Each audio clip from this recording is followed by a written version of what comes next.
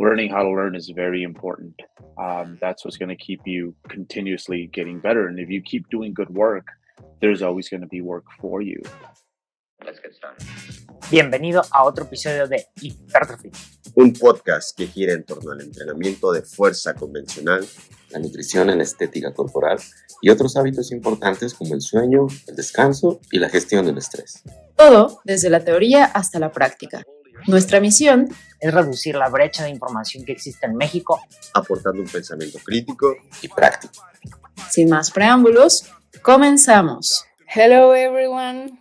We're gonna have a kind of a different podcast today because we have a very special guest, Alberto Nuñez, who is not only one of the greatest natural bodybuilding coaches, but he's himself an athlete as well, someone that I think it's not surprised to say or to hear me say that I admire a lot and who have I learned a lot from as well.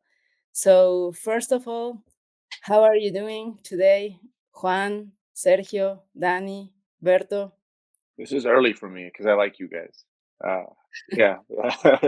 Mucho gusto estar aquí and yeah, like I can talk about natural bodybuilding at 3 in the morning, 4 in the morning. I love this stuff. So yeah, I got some good friends to talk to with today, and hopefully, yeah, we bring up some good topics, share some good experiences, and honestly, at the end, learn from each other. ¿Qué les puedo decir? Yo estoy más que feliz de tener a Alberto de invitado. Un gusto verlos a ustedes también.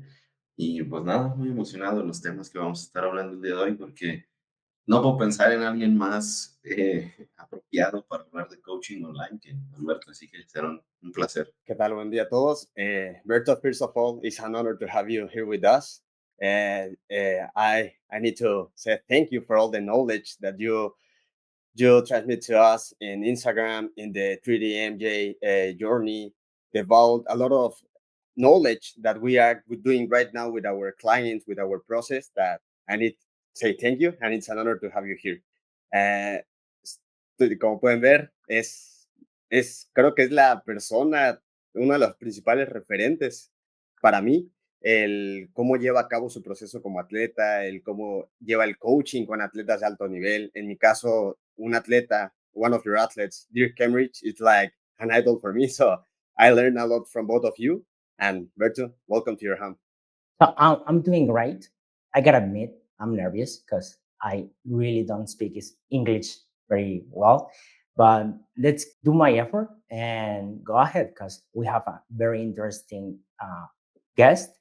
And damn, it's just a lot of knowledge, like Sergio said, right? So what we want to talk about today is about centered person coaching. And it's how we take decisions to try to individualize a program and a strategy. And even if it's not evidence-based, quote unquote, because it's important to say that evidence-based is not based on data, and that's it. It's based on our experience, on capabilities, opportunities, motivation of our clients. And there's where the absence of evidence may have an impact here. So let's got to try this. I don't know what's going to happen, but let's go evaluate and take decisions. So I don't know if anyone want to start. So that's my introduction. That's the subject today. And let's get rocking. I think we're going to give the microphone to Lau, which is also a client of Berto. So please guide us through this maze, Lau. Thank you, Danny. It's a pleasure. And one of the things I think I like the most about you as a coach is that you're not married to a way of doing things. Like, I can hear you talk about a recent paper, but also I can hear you talk about something you saw John Meadows doing like a long time ago. I can hear you talk about how these professional bodybuilding athletes in the enhanced side can be doing some things that would be interesting for us, and because they are enhanced, we can see the result faster than we can see it on our natural clients. So I think the first question would be, who do you learn from, Berto? And how do you go about your own learning process as someone who has been in the industry for many, many years, and someone could say he has seen it all, but I know you keep learning and you keep loving this stuff as much as the first day you started coaching. Yeah, man. Wow. Knowledge is just everywhere. Um, I think especially of late, I switch interest a little bit, and I think a big interest for me lately has been how other sports, you know, develop their athletes. Um, and for example, one thing that became very apparent to me is it, especially, you know, within the evidence-based circles, sometimes it's really just about like, eating your vegetables, getting your protein in, and there's like no seasoning on the meal, right? So there's no fun aspect, and that's something that I see a lot of other sports do. There's maybe certain drills that you're like seeing, I don't know, um, football players do, basketball players do, track athletes do, that you're like, I don't know, this is like the most optimal thing, but it adds a lot of fun and a game element to the training. And all of a sudden it hit me. It's like, oh yeah, I remember whenever I've made the best progress personally, I can say that I was having a lot of fun in the gym. And I think that's why it's important to not just have the program make sense from a scientific perspective, from adaptive perspective, but also have it make sense for the athlete, and that, you know what, they really like deadlifting. They're real strong deadlifters, and when they deadlift, they feel a certain self autonomy and self belief because they deadlift, I don't know, 25% more weight than like the average person or someone who's really strong at their body weight. So you know what? We're gonna have deadlifts in every once in a while. So I think, I guess at this point, I see the whole world through bodybuilding. If I am reading a book by a particular author on a topic that has nothing to do with bodybuilding, all I see is like bodybuilding and how I can apply this to this world. So yeah, at a certain point, like you just, I'm real specialized when it comes to this, and everything I get. I go get a donut in the morning and I see the bakery and how it's running. I'm like, okay, well, how can I apply some of these systems, or am I using some of these systems when it comes to running? um, you know, my systems with athletes, right? So it's everywhere. It's everywhere. Eventually, everything, I guess, kind of becomes your everything becomes bodybuilding, I guess, in my case. And I must admit, Alberto, I first knew about you a while back through Omar Yusuf. You were a guest in one of his videos. I think it was about a certain technique in the bicep curl, something like that. The title was something along the lines "Natural Bodybuilder teaches you how to do a bicep curl," something along those lines. I don't really quite remember. But that was the first time I actually heard or read the term natural bodybuilding as a possibility because I used to think that such thing didn't exist. And to come full circle and to actually get to talk to you again through this podcast and to learn from you and being in this day and age of social media, like Lau already mentioned, it gets quite complicated, at least in my experience and what I can see in social media. And you do a really great job, man, because we have the trend nowadays of social media and instant content and instant gratification, and also putting out the most controversial content and getting the likes, getting the shares, But not in your case. You still managed to be relevant in the realm of bodybuilding, but also knowledgeable and also dedicate yourself to your craft, which is coaching and not just social media. So, one thing I wanted to ask you is how do you manage to do that? How can we balance social media creation, content, and actual coaching? Man, it's probably the slower path, and I think that's what discourages people sometimes. That you can have instant impact by causing some sort of controversy from almost being like a misbehaving child, right? It's like throwing a fit, and it's like, okay, now all eyes and attention are on you. But that just, one thing about the fitness industry is that it recycles people like very quickly. And really, the only thing I've seen that makes people, because there's some really good, for example, like top IFBB pros that, or even like big influencers from 5-10 years ago, that if you ask the kids if they know who they are, like they're like, no, I have no clue who Dana Lynn Bailey is. uh right. So the only thing I've seen that really keeps people afloat is probably just continuous work on your education. Because even though today we're going to discuss a little bit about like improvising and being data driven in many ways, not just when it comes to the literature, I do think that is like the backbone of it, because learning how to learn is very important. That's what's going to keep you continuously getting better. And if you keep doing good work, there's always going to be work for you. There's always going to be a seat for you at the table. So I think for me, that's been the biggest thing. It's just like, I don't want to be recycled. I don't want to burn out quickly. I want to focus on just doing good work continuously, getting better at my craft in like every way possible, and that's how you stay here long enough. Because yeah, it's crazy. Like I ask these kids about, I don't know, Christian Guzman. I'm like, do you know who Christian Guzman is? Because I'm always trying to get a feel. I'm always trying to see where everyone's at. I go to this gym here where there's a lot of really young people, and they're like, I have no idea who that is. And I'm like, how do you not know who that is? Like that used to be like the ruler of the influencer world, right? Um, so yeah, it's a predatory industry, right? Not just, I think we think of like when it comes to the athletes, but also like the people who we think are making it and are doing well. They get used and then forgotten, and I don't ever want to be that. Then I gotta admit, I think I was, or sometimes I am that kind of person that is like, damn, let's post something that it's gonna be noisy, no? And I really tend to do that sometimes. And then I say, damn, it's not the perspective I want to give. Then I just go the other way around. I remember what I want to do. And I think that's okay too. I um I have the right to make mistakes and then go ahead again, right?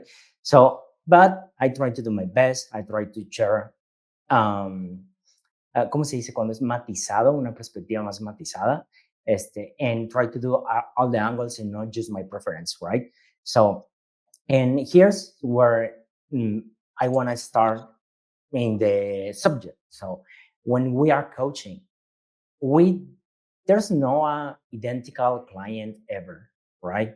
Everyone's have a different context, different objectives, even if they're um, supra or superordinario, superordinative. No, uh, objective is fat loss or gaining muscle. It will be a different perspective for everybody, right? So how we avoid that kind of things when somebody tell to us, I want to gain muscle, what I have to do? Train weights, right? And close to failure and eat a lot of protein, surplus calorie, right? But that what we see in the practice, what it's gonna look like, it's really gonna be different in everyone. So in this perspective, what we have to ask the client to know his context and then make decisions. Mm. Yeah, it's very basic what makes people progress. Essentially, I think the biggest obstacle, and I think this goes for anybody, it just looks different on people, is going to be the human behavior aspect of it, right? Like I remember when the lockdowns happened here in the U.S., I'm like, okay, well that makes sense. Uh, Good luck getting American people to like follow rules. It's a country of like cavaliers. That's not going to happen. Human behavior, right? If everyone would have stayed indoors for 3 weeks, we would have been a little bit better off. But that's just not going to work. So for for bodybuilding purposes, the exact same thing. It's like, I think one of the biggest things I try to read on is what's the person's personality, right? And how can I leverage it to do positive things? And how can I leverage, oh, what mistakes are they also prone to making based off like just what I'm picking up? Eventually, as you see more and more, you're like, oh, okay, this person reminds me of like this person from like, 8 years ago that I trained with. And these are the mistakes they're going to do, but this is how I can use their unique, um, I guess, strong points to help them excel. But I think it starts there. It's like, all right, like trying to get to know the person, trying to get them to open up so you can see what they're really like, and then design a program that fits them from the human element. I'd say after that, this is probably what I'm at the end most interested in, regardless of how high level the athlete is I want to give them the tools so that they can, for the rest of their life, at least do the bare minimum. Because I remember when I go back to maybe my first set of athletes, my Gen 1 athletes, I'm almost ashamed because so many of them aren't even doing the bare minimum for themselves anymore. So I compare this to, because I work with a lot of professional bodybuilders or high level bodybuilders, but it's very similar to the situation that maybe um, college coaches here in the US have with big programs where they have athletes come in, and all these athletes, they swear they're going to go pro and make it, right? And it's like, no, kid, you should probably pay attention in math class. You should probably get an education while you're here so that you can be set up for the most important part, like life after football. In our case, it's like general health. Um, so I guess those are my main two main points. Is that I try to see what they're like, have something that fits their personality type, regardless of what goal we're doing. My main objective, like at the end, is always going to be, it's like, I always want this person to be active. I always want this person to, eat a generally healthy diet. I want this person to, do all these things in their life, like every day, that are almost passive to them eventually, that just puts them in a great place so that, like, 25 years later down the road, I don't run into them again. And I'm like, oh my God, you're like 50 pounds overweight. You don't even like train. You don't take care of yourself. Um, so I guess those are my two main objectives, regardless of like where the athlete is. It's like, hey, like let's set up a healthy lifestyle, like because maybe bodybuilding might not be this high of a priority in your life's list, like 10 years from now. Um, but the only way you do that, the only way you hide the pill, is to like really get to know your athlete and have it be as passive as possible by just acknowledging the individual that they are. I wanted to ask this because almost everyone I had the opportunity to teach is like, then which equation should I use? Which is the better distribution of macronutrients? No? And it's like, here's your diet, follow it, and that's it. And I think you may give a guide, but it's like, were what were the challenge you you become with, right? And from there, let's evaluate opportunities, capabilities, and tools, what we're going to use to make this change. And that's what I wanted to ask. I don't know if anyone. Ooh. Well, I like to hear you guys' opinion on this one, and then how I'll I'll butt in. I'm trying to keep myself muted because I don't want to take the microphone right away. I'm trying to be polite here, as my fictitious home can tell I'm an educated, rich person. But yeah, I think it's super interesting the point that Juan brings up, because it happens to me all the time. And to say compromised athletes, well, not compromised, I think that the word would be a different one. But you work with elite people, Alberto. The one that comes to mind is, for me, Dirk. I mean, it's insane, the level of conditioning from Dirk. But what is really fascinating to me, it's, let's say, the post show for Dirk. He doesn't go ape shit, with the calories. He doesn't do anything crazy, because he has these solid foundations of habit, of nutrition, of training, of living the life as somebody healthy overall, which I think he gets greatly from you. And I think that can translate into directly or practice. because we're not trying to teach you, here's your nutrition plan, follow it. If you don't eat this meal during breakfast, then you fail your plan. Or if you don't train with, let's say, plus 20 sets or something, you fail your training plan, your intervention. It's not about that. I think the coaching side of things, it's beyond those things. I think those are just merely tools, at least for me, and I'm sure for also Lau, Juan, Sergio. But that's actually the challenge, and becomes a human sort of challenge in the sense of how to communicate this. How can we have the talk with our clients, with ourselves even, to understand that there are periods for starvation, there are periods for less starvation, but it is all within the foundation of a healthy lifestyle and good habits, I think. I think it's definitely a tricky one because, for example, talking about me, I've grew up with a family in which my mom likes to exercise, likes to eat vegetables and lean protein. My dad loves sports. My sister was a gymnast and a track and field athlete. So for my family, like our vacations involve going to run to the beach, for example. So for me, I think one of the hardest things to learn is that most people don't come from those backgrounds. Most people don't have like this inherent enjoy for moving, right? Most people find on food the relief from the stress of work and life.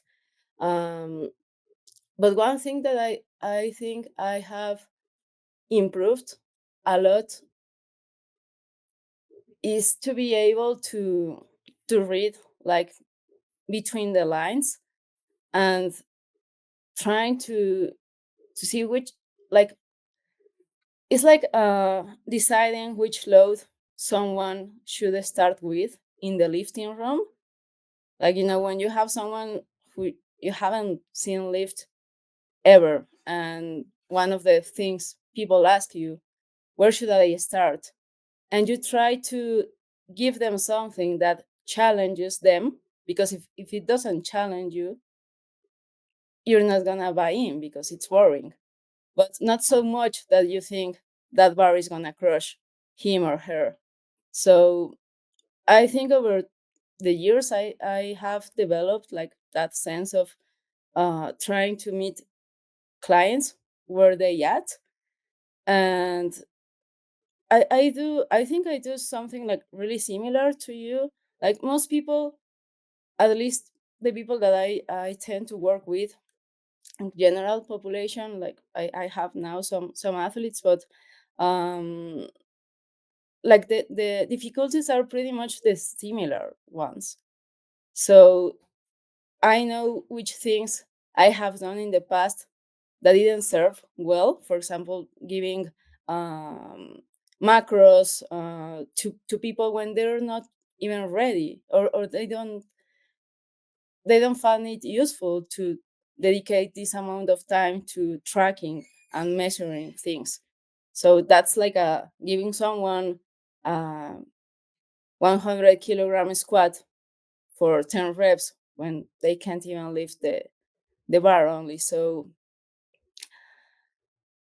I think it's a very long answer, but in short words, listening and also observing people who are around you, who are not necessarily your clients, but for example, now when I go to a dinner or to a party or to a I observe people and see how they behave with nutrition, with training, and that's what I learn from how people behave with those things. And most of my clients are gonna fall in those terms, at least in the beginning. So I have something to start with that's not gonna that's gonna propel them forward instead of them not wanting to do this again ever because they don't feel they can't do it, which I think is one of the biggest mistakes sometimes as coaches do, that we end up being one of those coaches that maybe put the bar so high that then the athletes or the clients never want to work out again or never want to eat healthy again. I used to ask for my client to take pictures of their boots, and then I do my yeah, observations, right? So now I don't say this is not a good choice. It's a meat with a lot of fat. There's no many vegetables. Now I ask, what else were available there? Were there any other restaurant, any other food you can order? Why didn't you order that? Why did you choose this one? And don't you like the other one? You think this is the best option you can get for your purposes, etc., etc. And I tend to look around, even if I'm not there. What is your environment? Where are you? What you used to do, and what is it around? So we maybe try something else, some other restaurant, some other uh, dinner. No, I don't know, but I don't tend to tell you you're doing it wrong. You have to change it. Is why are you doing this, and why are you not doing the other thing? So I think that's like I feel that's my progress as a coach. I don't tend to do my perspectives. It's like where you think you are at and what you think you can do better. Thank you. Well, you know something, Berto, I'm actually I keep giving personal training in person, and a lot of my clients, the main struggle is that they want a lot of people want immediate results. You know, so first of all, change this perspective that we are not going to make the how, the final change or the best version like in 2 3 months. You know, we can go forward a lot, but it's I try to make them to think that we are not here just training to get big or to lose fat. You know, we can make a good decisions that take us to a best version in our person and a professional meaning. You know, because here in Mexico, we have like a mentality that if you want to achieve a good physique, you need to sacrifice a lot of things. And it's like, or you do the things 100% good, or you better don't do it, you know? So it's like, this game is not about that. I want you to think about your journey, enjoy it, keep making good habits, and promote that you think that you say sorry a healthy lifestyle, you know, that it's going to give you a better version of yourself, but not just in the gym, in your life. And I think that I don't want to talk a lot more because I want to keep listening you, but I think that is one of the main things that I try to do, transmit to my clients that it's not only workout in the gym and that's all.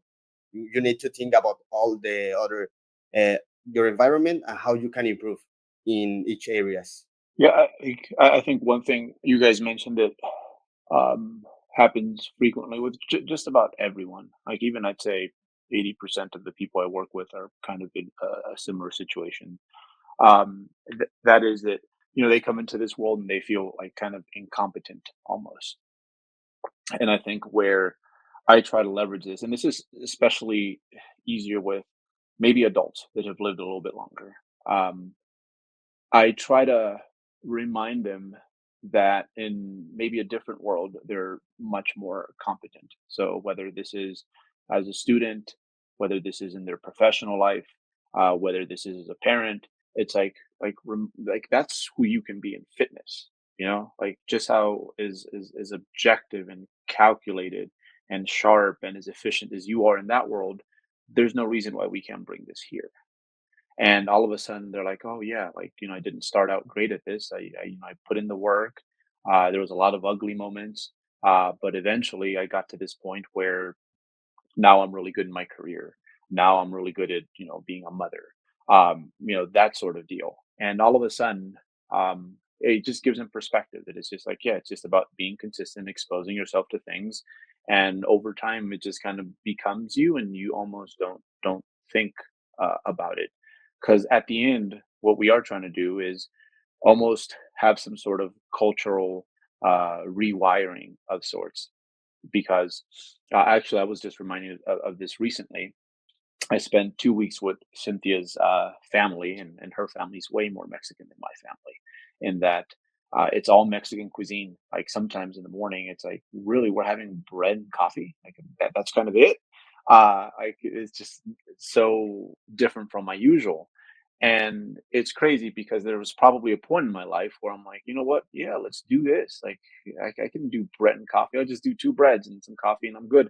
And now it feels so weird. It feels so different. I got here in a very passive way where, like, sometimes, like for me, like when my clients get exposed to those situations, I'm almost worried for them, because then I'm like, oh, you're gonna see how great that life was, and you're just gonna like lose control and resort back to previous versions of yourself.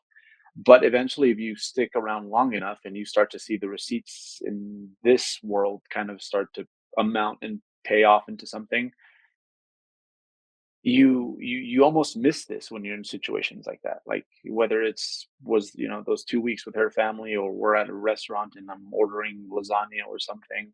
Like part of me is always like, man, like I kind of miss my fresh fruit, you know? I kind of miss the way I cook my fish, which sounds crazy to people, but eventually, like, that is what takes place. It's a cultural rewiring of sorts, where that's why I like the word for bodybuilding in Spanish, because it kind of encompasses that. It's Fisicoculturismo, right? Which is like, oh, there's a culture aspect to it. Like you're almost living in a different way, but you don't realize it. So yeah, cultural rewiring is almost something you have to do, where like this is just how you live your life. It's like, hey, you say no to that second episode of Netflix because you need to get to bed early so that you can get some good sleep. These all become things that just become part of your normal, which I think for people who they haven't seen the returns yet, it's very hard to. But as again, as you start to make progress in this, it's like now, I don't know, food that might be a little plain to you.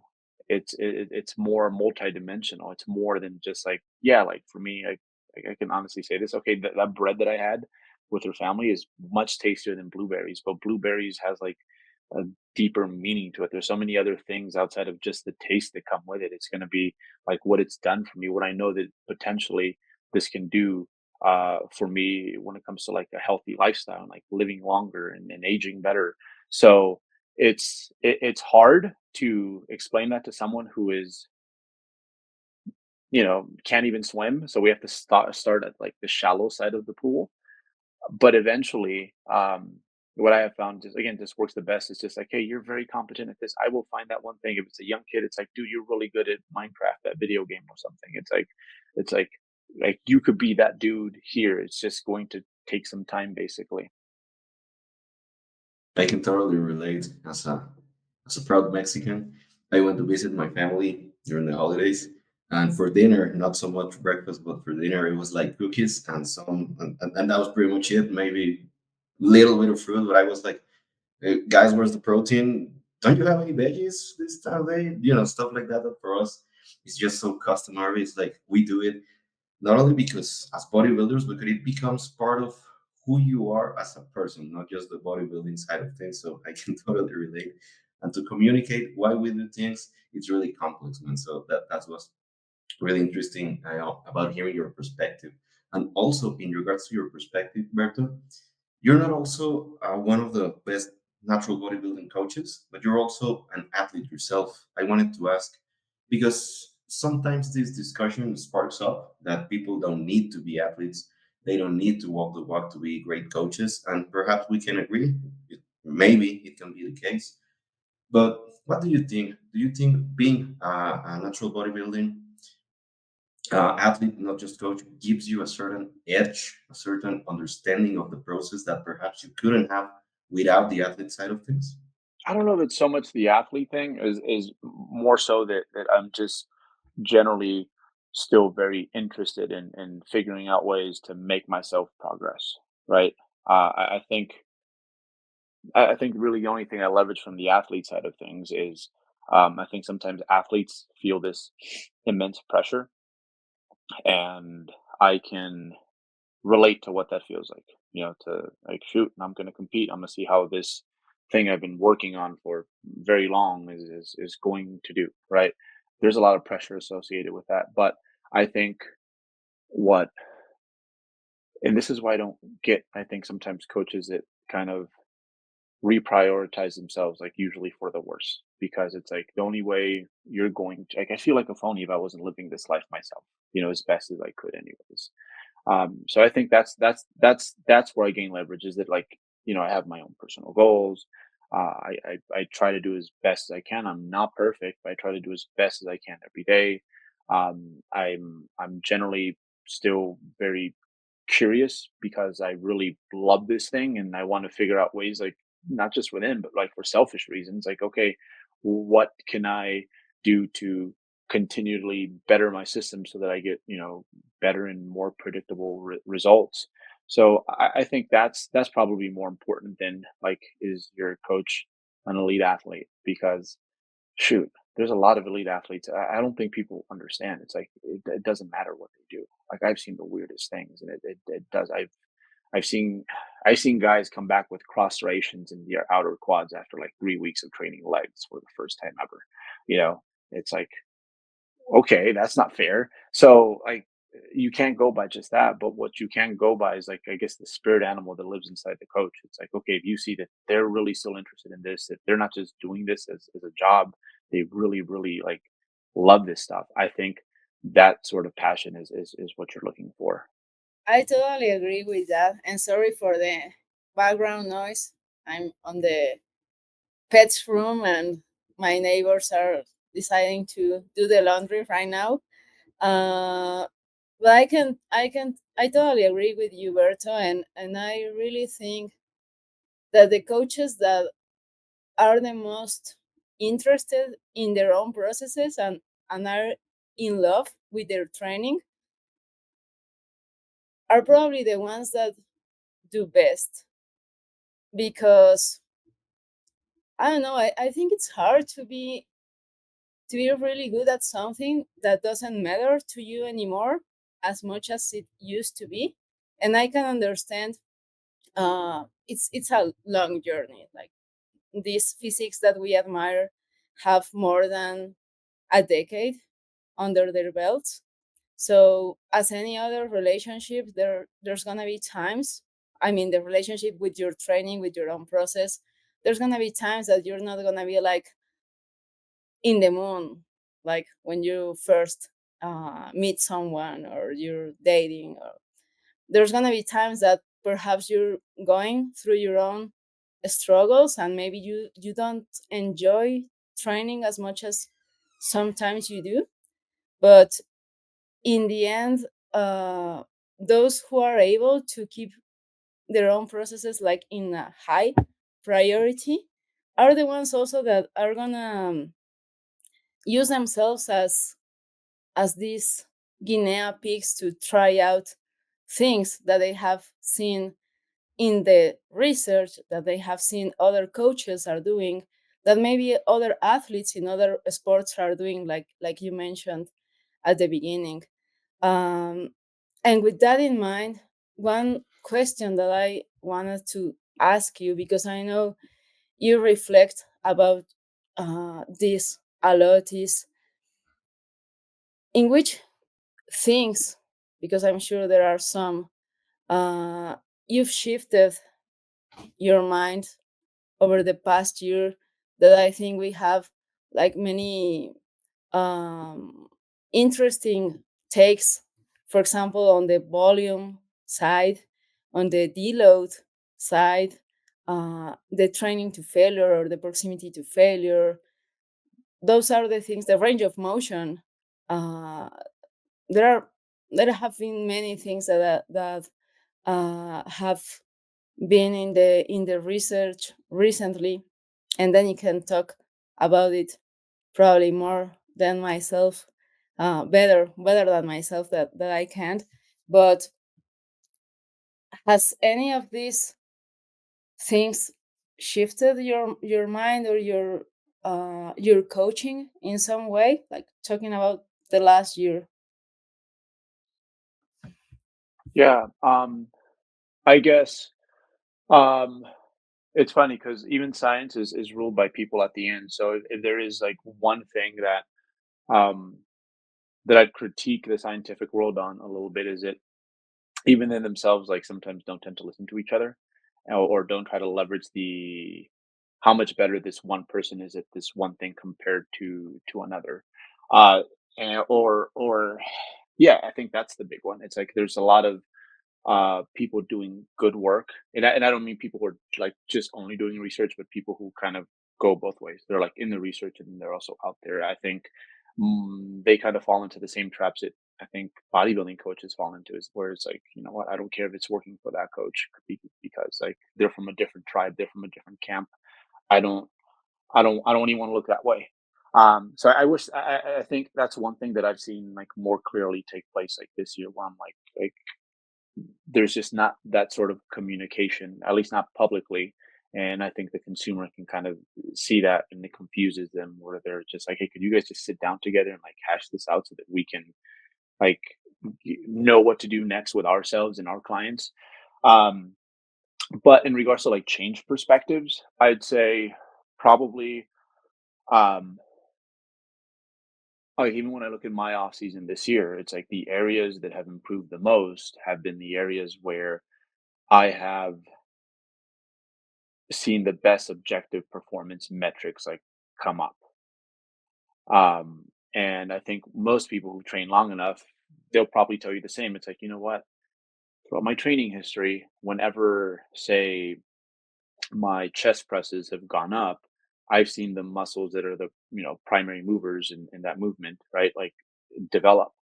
And I think that part is so important. Is especially with the trend right now in finding the perfect exercise to hit a perfect body part. I think sometimes for people, what would probably work best would be it's like, hey, like, yeah, maybe doing a dumbbell chest press this way is the most optimal thing for you on paper.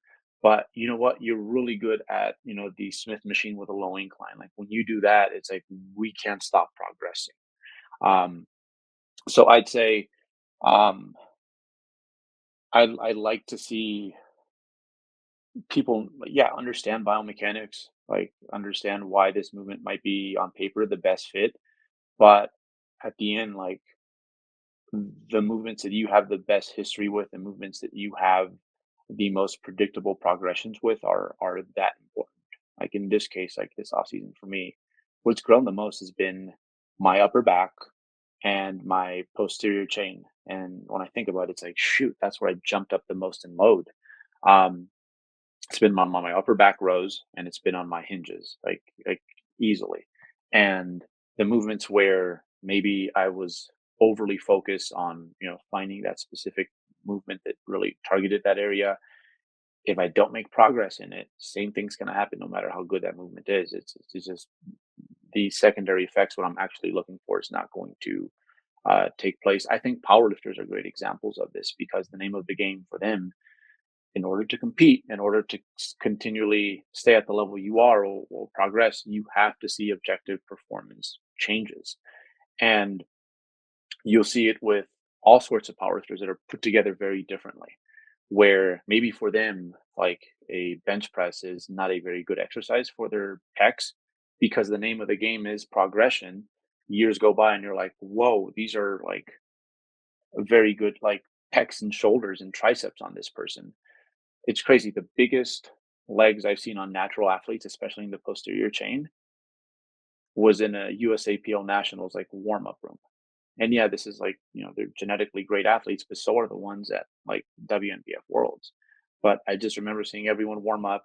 I was kind of like behind the platforms, and I'm like, man, everyone's got these like huge glutes, these huge hamstrings, because again, the name of the game is like progression. So I'd say that's something I'm trying to encourage athletes to do a little bit more. Is like, okay, I know you know that this is the best movement for that area. Maybe it's a diagonal pull, but you're a monster at pull-ups. Like when you do pull-ups, for some reason that movement just clicks with you. You get super excited. Again, it gamifies things for you. You're constantly progressing. Like you're obviously very good at this. We should probably do more pull-ups with like load or something. So that's probably something I've kind of switched up a little bit. Is like I think especially when athletes really good at something, or you just get very predictable outcomes with a certain movement even if it's not the best movement. I'd say that should probably be the movement you are doing most of the time, because again, most people who train regardless of level, it's like even at this level, even after 20 something years of training, if I make objective progress on something, I will see regional growth to that area. Man, you made me think of, I'm sure you know him, Jesus Olivares, Mega Gojira on Instagram. My boy repping 900 pounds in the squat for like 5 reps, if I recall correctly. Well, I'm sure he has quite the size of his quadriceps.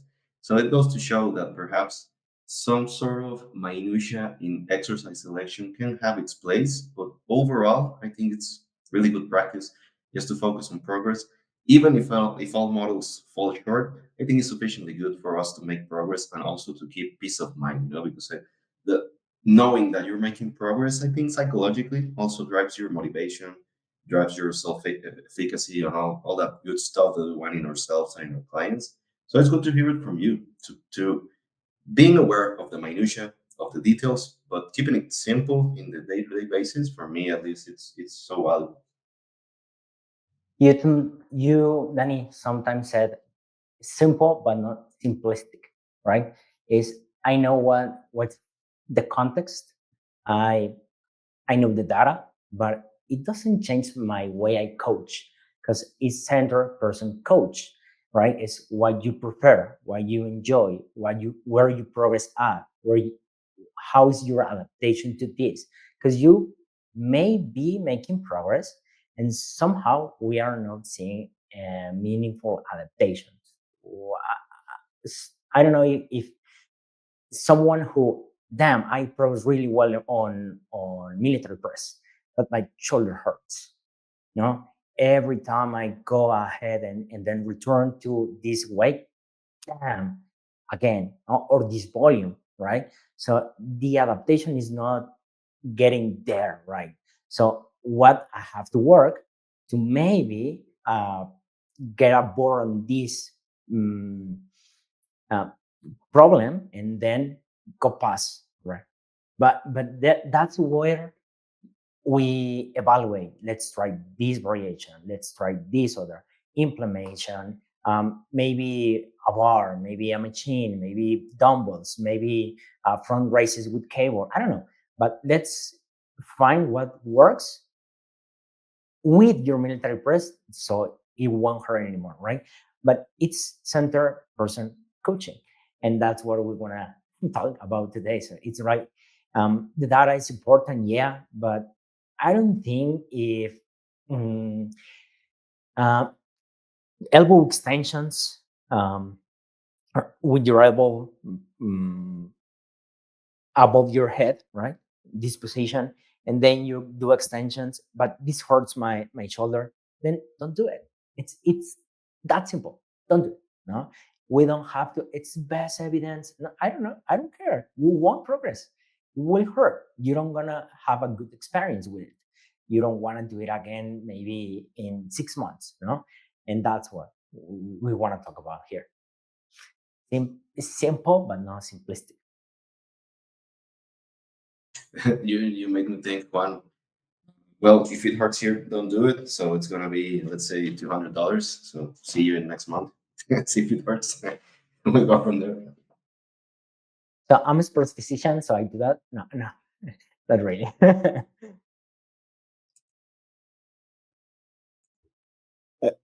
Right now, you talk about the progress, Berto, and something that I'm living right now is a lot of my exercise change with specific cues.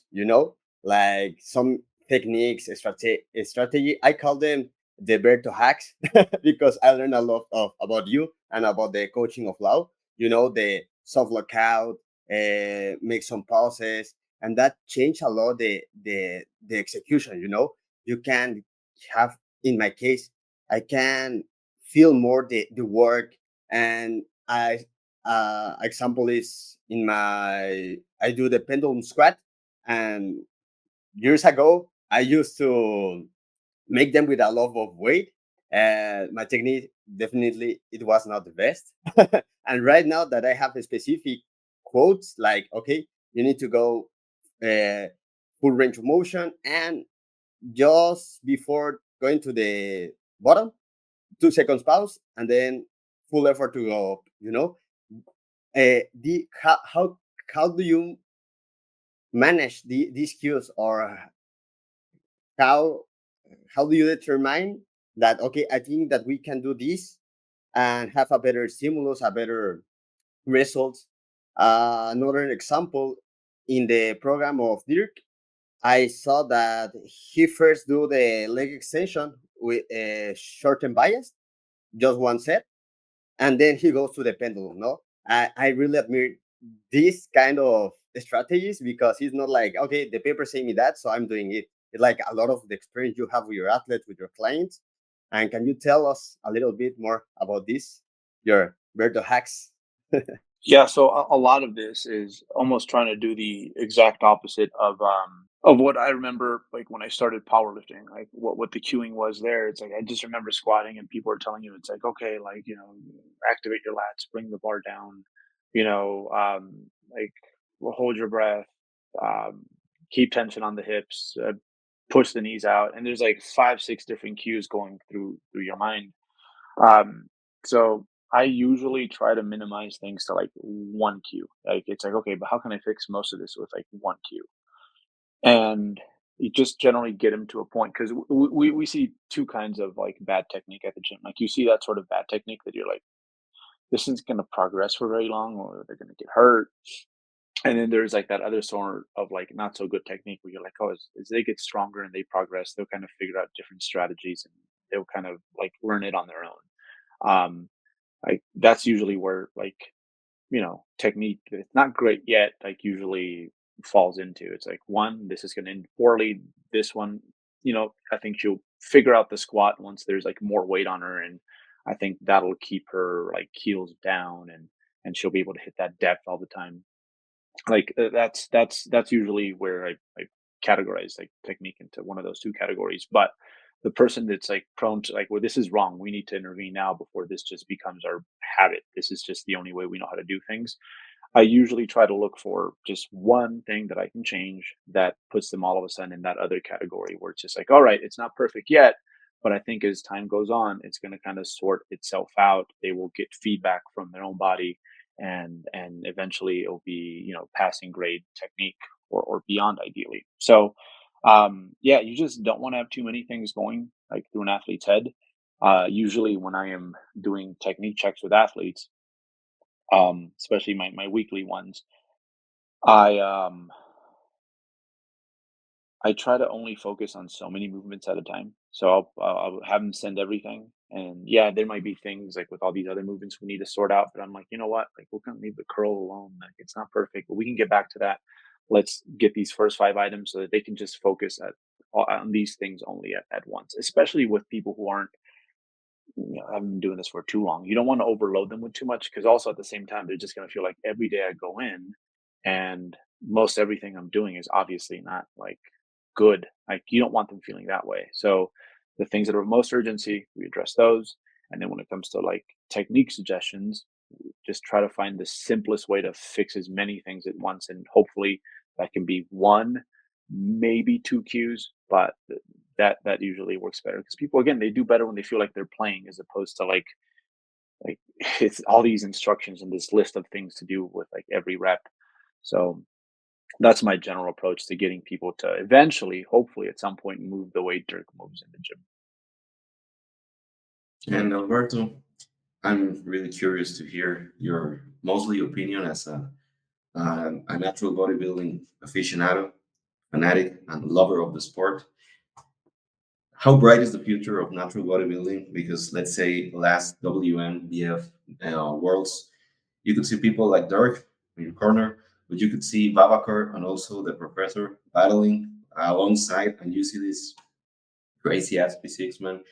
What do you think? Do you think natural bodybuilding at some point could be a little bit more popular or perhaps accepted that it's a possibility to compete as a natural and look like those guys if you have the right parents, of course?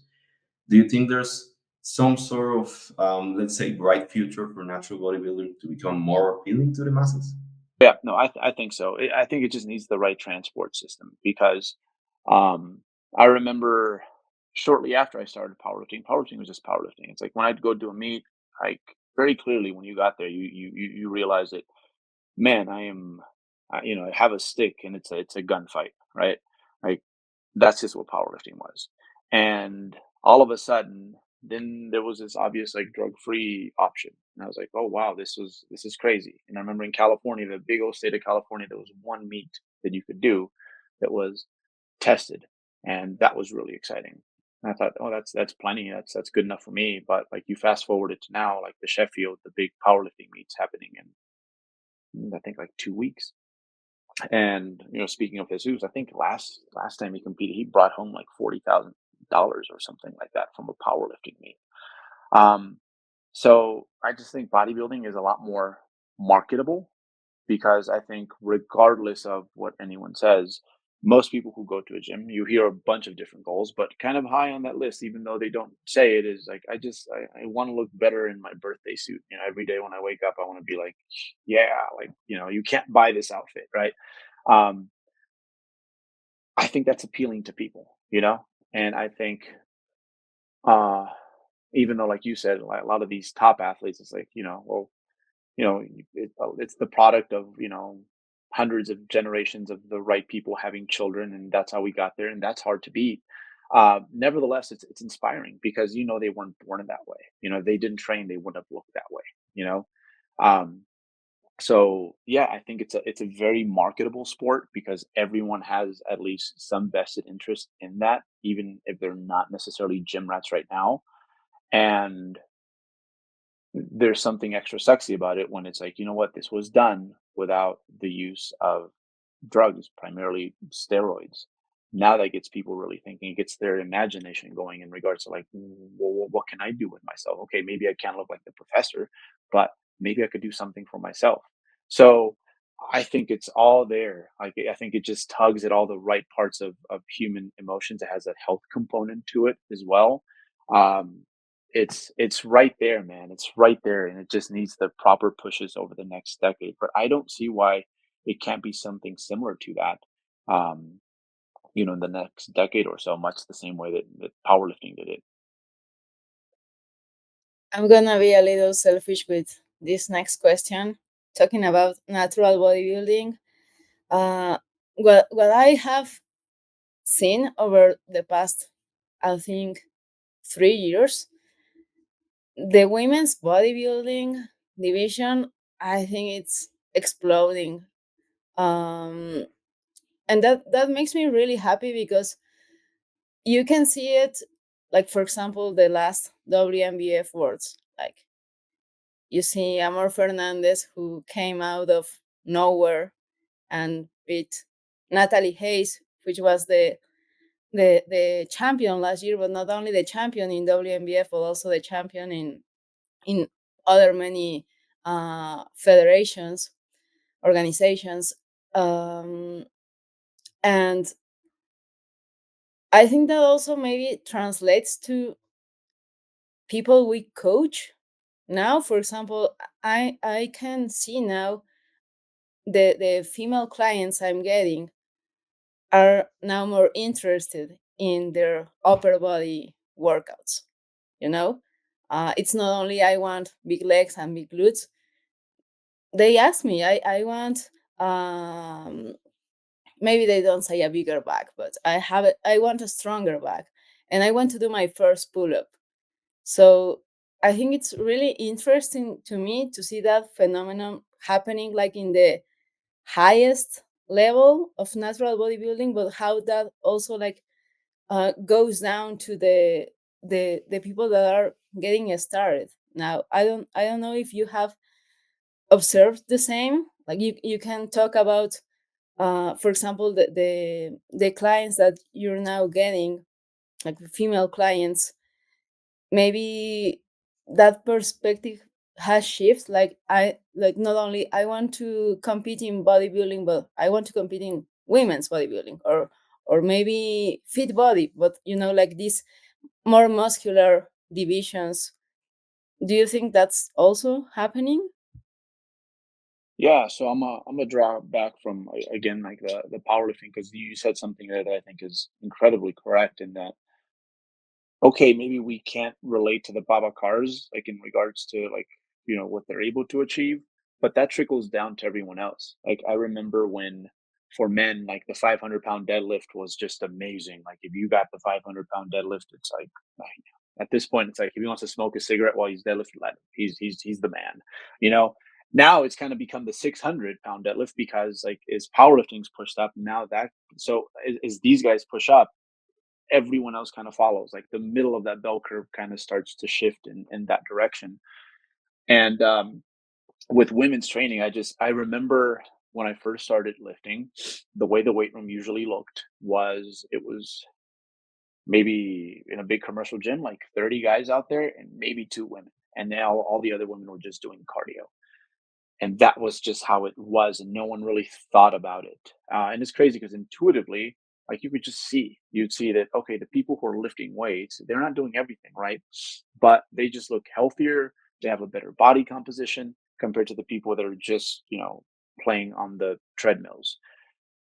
And fast forward to now, it's like most weight rooms, especially here in the US, I can say they're kind of 50-50, and women are kind of attacking all muscle groups and are generally interested in being strong and being more muscular. And we've kind of slowly the not that this should matter, but the level of what is acceptable muscle mass for women, it's like it's increased.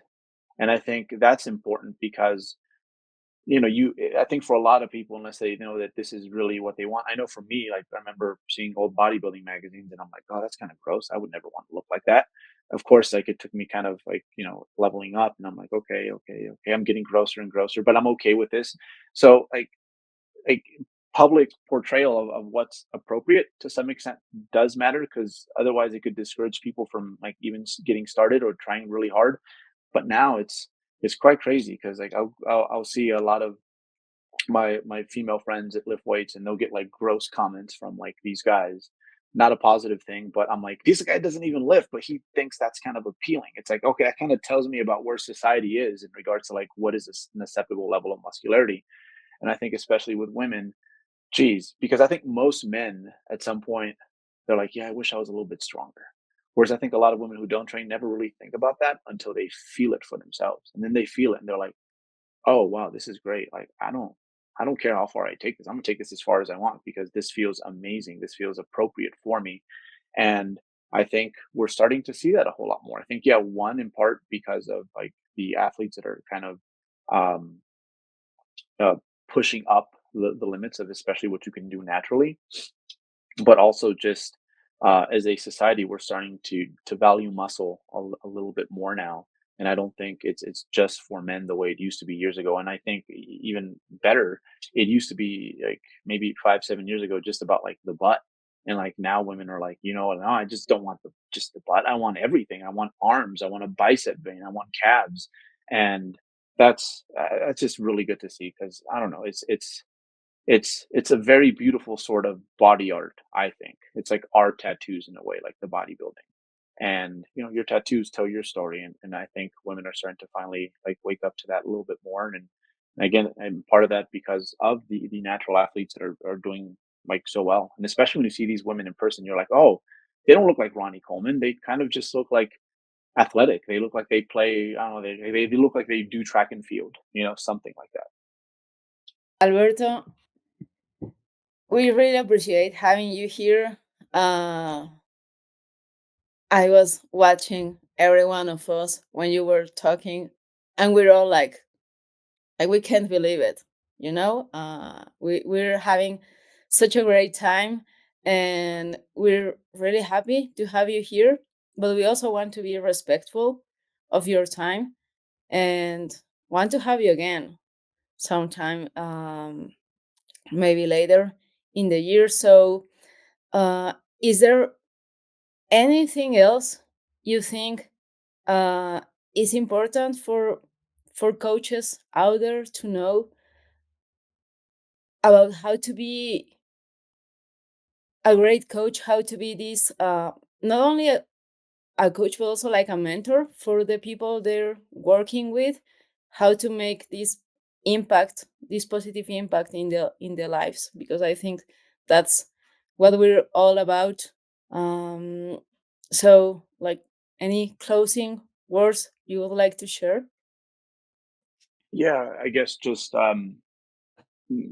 kind of the general theme of this podcast, the whole, yeah, look at the data, pay attention to the science, because, I think most importantly, what that does for people, it keeps folks from harming their athletes. That's really important. We're not in the business of causing harm, but I think it's okay to throw in things into programs, put your twist on it.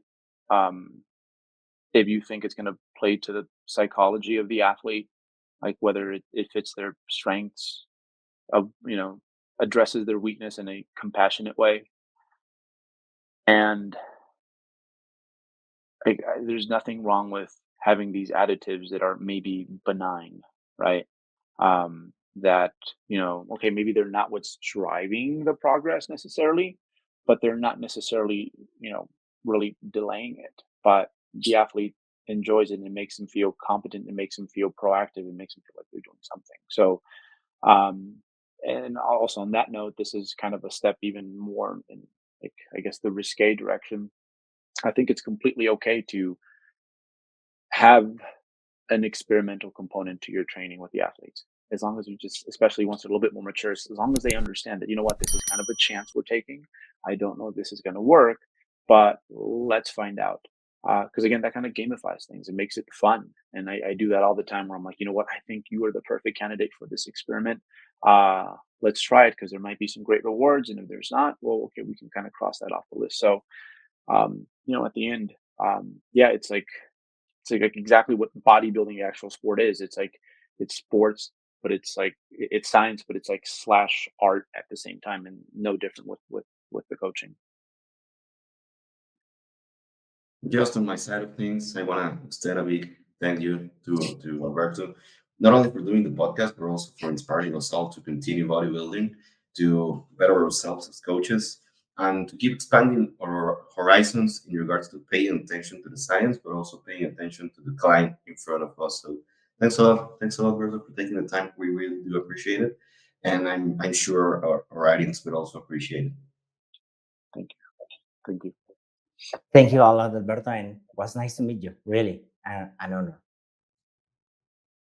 Likewise, one.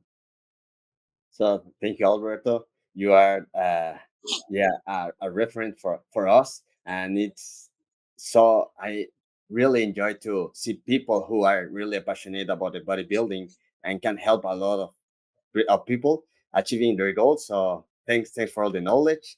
Every code you give us, it's like very important. So because we can apply that with our service, being a better coaches, being better persons. And thanks, Alberto. Gracias, Sergio. Thank you. Muy bien, chicos, pues muchas gracias por acompañarnos en otro episodio de Hipertro.Fit. Y pues nada, nos estamos viendo en una semana con otro interesante episodio sobre coaching, especialmente coaching en el ámbito, más bien en México, que es donde estamos y donde conocemos un poco más sobre esta perspectiva. Y hasta pronto, nos vemos.